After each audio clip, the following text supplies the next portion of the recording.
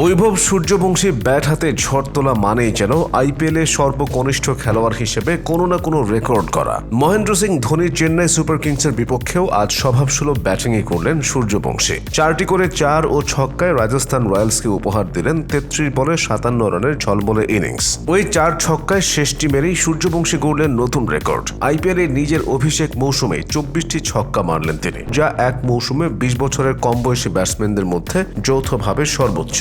2017 আসরে ঋষভ পন্থ 24টি ছক্কা মেরেছিলেন। সে সময় পন্থের বয়স ছিল 19 বছর 7 মাস। সূর্যবংশী মাত্র 14 বছর 1 মাস বয়সেই পন্থকে ছুঁয়ে ফেললেন, কিন্তু এককভাবে রেকর্ডটা নিজের করে নিতে পারবেন না তিনি, কারণ এই ম্যাচটি যে এবারের মৌসুমে রাজস্থান রয়্যালসের শেষ ম্যাচ ছিল। প্লে অফের দৌড় থেকে অনেক আগেই ছিটকে পড়া রাজস্থান অবশ্য শেষটা দারুণভাবে রাঙিয়ে রাখল। শেষ টেবিলের তলানির দুই দল চেন্নাই সুপার কিংস এবং রাজস্থান রয়্যালসের লড়াইয়ে শেষ হাসি হেসেছে রাজস্থান রয়্যালস। আগে ব্যাট করে চেন্নাই সংগ্রহ করে 187 রান, জবাবে 4 উইকেট হারিয়ে 17 বল হাতে রেখেই 6 উইকেটের দাপুটে জয় পায় রাজস্থান রয়্যালস।